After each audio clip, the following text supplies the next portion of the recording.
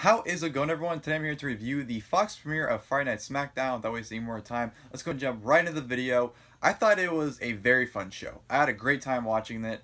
In terms of like the in-ring wise, it was a good show, but just the overall show, with everything in between, it was very fun. I thought the vibe was different, the feel was different. You can definitely tell there's a change in it. The atmosphere was different, and you felt like you were watching something new. Not saying this will, continue over, for forever. Obviously, I felt like this way when WWE first switched over to like the new logo, and of course, Raw and SmackDown had that new look to it once they transferred the logo from the scratch to the current one. I thought then, it had a new feel, and it felt like I was watching something new. And obviously over time I got used to that feeling, and it became normal.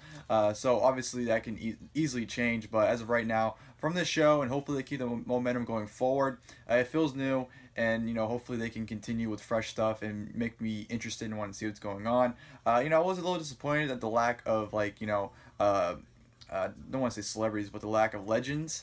They advertised a bunch of people, and there were people there, but it was all crowd shots. It was like Flair and Hogan, Trish and Lita, Mark Henry and Goldberg, Foley and Angle. Like, they showed legends in the crowd and whatnot, but they also hyped this show as SmackDown's 20th anniversary. So in a way, for that perspective, I thought it was kind of a disappointment, but nonetheless, I still thought it was a very enjoyable show, and I thought it was a home run for SmackDown on Fox for tonight's episode. So yeah, very fun show. Of course, opening the show was none other than Becky Lynch. She comes out, but before she can really say much, Baron Corbin comes out and says that, if this show's going to start off with somebody right, it's going to be the King. And, before we know it, out comes The Rock. The Rock makes his long-awaited return from WWE.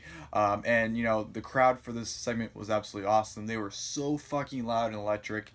I haven't heard a WWE crowd this loud in forever. Even at NXT shows, they weren't even that loud. So that energy that Rock brings, man, it's legit. It's a real thing. But basically, Rock cuts a promo, Baron and Corbin, calling him like a drugged out Burger King, or a pork suit of a Burger King or whatever. Tearing the Baron Corbin apart, which of course led to Rock and Becky teaming up on Baron Corbin. That's called him an STD, by the way, and they said it's going to stick with him the rest of his career, being called an STD, which I'm not too sure about that one. But yeah, that led to Becky and Rock beating him down. Becky hits a leg drop, Rock hits the people's elbow, Becky kicks him, and then Rock hits a rock bottom. That's a segment.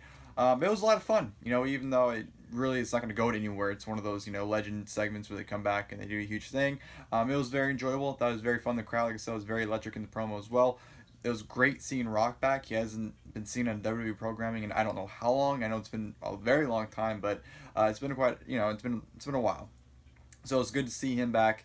But yeah, that was a very fun way to start the show, which of course led into the opening match, which was Becky Lynch teaming up with Charlotte Flair to take on the Boss and Hug connection of Bayley and Sasha Banks. This was a good opener here from all four women. Wouldn't say it's as good as their match on Raw they had a couple weeks ago with the Four Horsewomen, but this was still a good, solid showcase here. But Bayley, man, I don't know what the hell they're doing with Bayley. Every time I feel like I watch her with Sasha, she comes off so stupid. Like, there's a spot where she had to knock down Charlotte, but Becky knocked her down, and then she ended up pulling Charlotte down. But the way she came across, she just came off so stupid. And I don't know. I feel like whenever she's with Sasha, obviously they want to make Sasha look good considering she's feuding with Becky Lynch. But then Bayley just looks stupid all the time. I don't know. But the match was fine.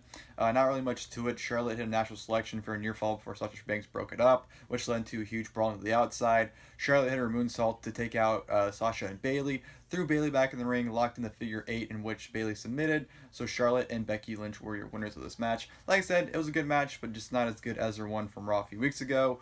There was an interview backstage with Erin Andrews, of all people. I was very surprised to see her. She interviewed the New Day, mainly Kofi. Kofi said that tonight he's going to retain a championship. The typical champion promo talking about how they're going to retain.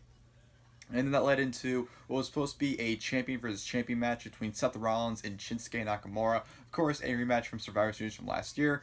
During Seth's entrance, or after its entrance, I should say, a new episode of the Firefly Funhouse. Owie wowie.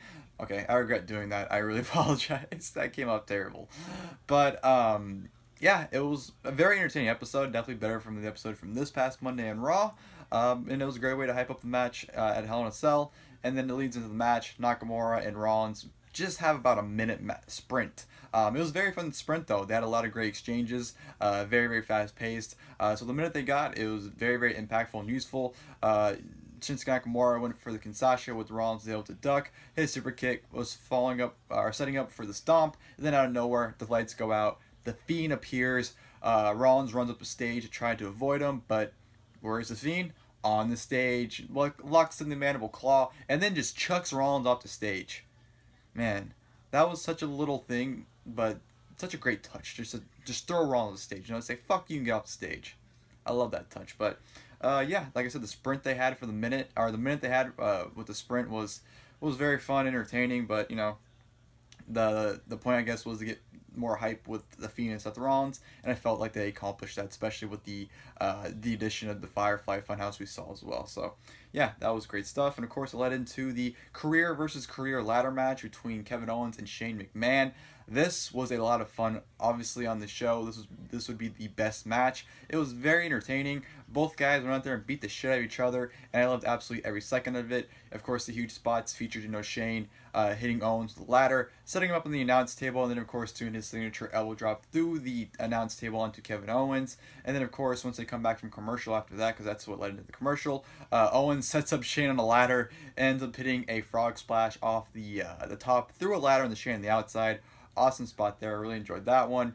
And then, you know, as soon as Owens was climbing the ladder, Shane got a chair, hit him with the chair, started beating down Owens. And one thing I really loved, there's a small detail, but I thought it worked great. It looked like Shane was going to, nail Owens to the ladder to set up for the coast to coast. But he looks at the chair and goes, I can do better. Throws the chair, grabs the ladder, puts the ladder down, hits a coast to coast on Kevin Owens. That came off absolutely beautifully. And then, of course, as Shane is climbing the ladder, Owens regains himself, goes in the ring, and power bombs Shane off the ladder onto another ladder. And then, of course, climbs and retrieves the briefcase to win the match and save his career. So, of course, afterwards, Shane McMahon was fired. Kevin Owens fired him personally because I guess he has that authority, and then ended up giving him a stunner, and that was that. Like I said, very fun match. Definitely better than their SummerSlam one. Not as good as their Hell in a Cell from 2 years ago, but still a very fun match. I am genuinely curious where Shane McMahon goes. Obviously, he has to be off TV for the time being, considered to sell the angle. So it makes me really curious to when he'd be coming back, and of course what he'd be doing once he comes back. So they got my interest in that, but it's gonna be great to see Shane off TV for a while. I feel like how much he's been shut down TV for the past year and a half. They definitely need to cool down and take a breather and keep him off TV for a while. And hopefully this leads to a big push for Owens as well. But yeah, like I said, overall, very fun match. Paul Heyman interview basically says Brock Lesnar will become WWE Champion, blah, blah, blah. And then we had an 8-man tag team match with Braun Strowman, The Miz, and Heavy Machinery taking on AJ Styles, Randy Orton, Roode, and Dolph Ziggler. Not really much to it. Dolph Ziggler hits a zigzag at the very beginning on Miz.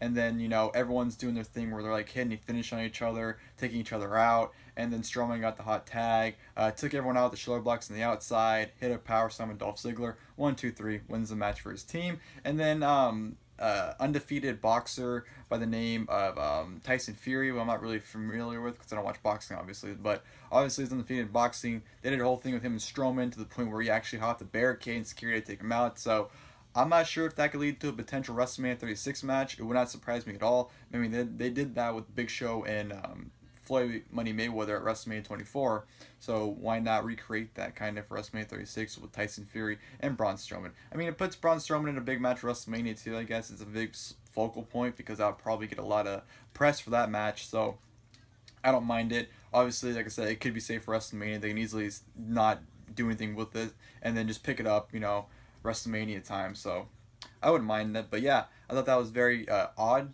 for them to set that up, but makes me interested to see what they're going to do with those two. And then we had a recap of what happened earlier where Marshmello, yes, fucking Marshmello, defeated Carmelo to win the WWE 24/7 Championship. So that happened, but then Carmelo won the championship back, so I guess it didn't really even matter. But, you know, I like these 24/7 title changes. I think they're fun, especially when celebrities get involved. It's kind of like, it's not just a WWE thing, it's a worldwide thing where everyone wants to become a champion, even if it's for 5 seconds. So I think little things like that make the championship mean more. That's just my opinion, though. But yeah, from there I'm going to go to a, which I guess was announced as a Lumberjack match on the show because it wasn't advertised as one ever throughout the week. But it's Lumberjack match. Roman Reigns taking on Erick Rowan. I will say, I hated the match of Clash Champions, but I thought this one was pretty damn good. I thought it was entertaining. I thought they worked at a very good pace. There's some good counters from both men. They were able to both look good. You know, Rowan got sent to the outside and just took everyone out. And then as he was taking everyone out, Reigns went for the drive-by drop kick onto the apron, which I thought was smart of him because he took advantage of an opportunity of everyone attacking Rowan on the outside. Back in, you know, Rowan and Reigns just kept exchanging blows. You know, Rowan would go for the Iron Claw, but then Roman would hit him with Superman Punch as soon as he threw him up in the air to hit it. Some good, real good stuff. And of course, the Lumberjack stipulation actually played in this match's favor because pretty much the fun spots came because of Lumberjacks. You know, Roman Reigns, of course, had to do his infamous dive onto the outside onto the Lumberjacks. Luke Harper came out, and Dana Bryan was on commentary, which I absolutely love because as soon as Luke Harper comes out, Bryan goes, "This is why I'm out here." Like, you know, I like that he gave a reason to why he's on commentary. Like, usually it's just like, oh yeah, it's a special guest commentary for this match, but Bryan, you know, said that, hey, I had a reason to be on here, and that's in case Luke Harper came out, and that's why. So little things like that go a long way in my book. But of course, you know, Bryan goes out and takes out Luke Harper. They brawl for a bit. Back in the ring, you know, Luke Harper tries to take out Roman Reigns, but is unsuccessful. Or maybe he hits a clothesline. No, I think he hit a clothesline, or I'm not sure if he connected with Roman Reigns. I think he hit a big boot. I think it was a hit. And then, of course, Dana Bryan hit him with a running knee. Erick Rowan went for the Iron Claw on Dana Bryan, but as he went for it, Roman Reigns hit him with a huge spear. 1, 2, 3. Roman Reigns defeats Erick Rowan. Like I said, I thought it was a fun match for what it was. Way better than our Clash Champions matches, without a doubt. So, yeah, Roman Reigns defeats them, leading into their tag team match at Hell in a Cell. And then, of course, going to the main event, which was for the WWE Championship. Kofi Kingston defending against Brock Lesnar. Kofi Kingston charges Brock, leaps in the air. Brock catches him in midair with an F5. 1, 2, 3. Brock Lesnar is your brand new WWE Champion in about 10 seconds. And I thought that was perfect. I thought that was exactly what it needed to be. You know, I thought maybe the match would go a minute at least, but Brock immediately hitting him with an F5 was the best thing they could have done. If you're going to do Kofi and Brock with an actual match, you definitely need to set up for a pay-per-view. Maybe at Royal Rumble. Build Kofi back up for a little bit for the next couple months towards the end of the year and have Brock versus Kofi for the championship at the Royal Rumble. I think that'd be a great match if, you know, given, you know, 10 minutes or so. I think they can go out there and have a really good match. But, yeah, I think the way it played off was absolutely perfect, and I couldn't have booked it even better myself. And then the big shock as Brock celebrating, Rey Mysterio's music hits, but he's not alone.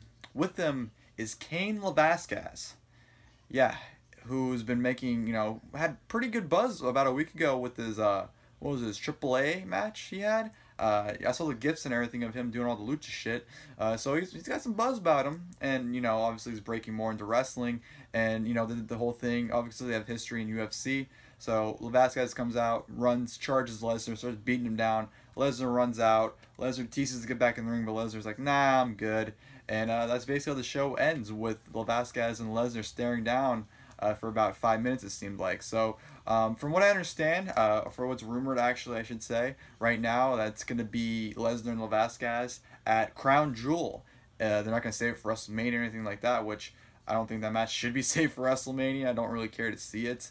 I mean, it's a big match to have a transition from UFC to WWE. I'll give him that, but that's not something that I would want to see on a WrestleMania, honestly. So I don't mind this match happening at Crown Jewel. Actually, if anything, it's probably for the best, because Crown Jewel is like one of those throwaway pay-per-views anyways. I know it's, you know, supposed to be a big thing where they try to have all these fantasy matches, like they're doing the Team Flair versus Team Hogan gimmick. So they try to make these big matches for these Saudi shows. So I'd rather this match be thrown on that show than like a WrestleMania. So I could completely for it. I don't mind that match is happening there. It's gonna be weird to have Brock Lesnar versus Cain Velasquez for the WWE Championship actually happen, but I'm fine with it. Hopefully it's not a terrible match. Hopefully they can go out there and have a pretty entertaining one. But yeah, that closed out the SmackDown premiere on Fox. Like I said, I thought it was a very fun show. Just a good show in terms of like the in-ring work and product, but in terms of like the feel, The way they presented the show, which I thought was definitely different, and just showing like the highlights of like the blue carpet event before SmackDown aired. I thought, you know, everything else made into a very fun show and a very fun environment from the crowd as well. And I had a fun time watching. Like I said, my only hope really is that they continue this momentum going forward, continue it every single week on Friday night. That's my only wish, because I just don't want to go back to being dull and boring and non-eventful. I want shows that are newsworthy and make me want to tune in next week. You know, that's all I'm asking for. But obviously, we'll see how the future goes. The draft is next week, so obviously things are gonna be different. So that's definitely gonna be fun to see who ends up where. And that, of course, will lead into Raw that following Monday as well. So, yeah, I'm looking forward to that. That should be a good time. But, of course, we have Hell in a Cell this Sunday as well. And, yeah, I hope you guys enjoyed the video. If you guys did, please feel free to leave a like below. And, of course, next time, I'll see you guys then. Thank you guys for watching the video.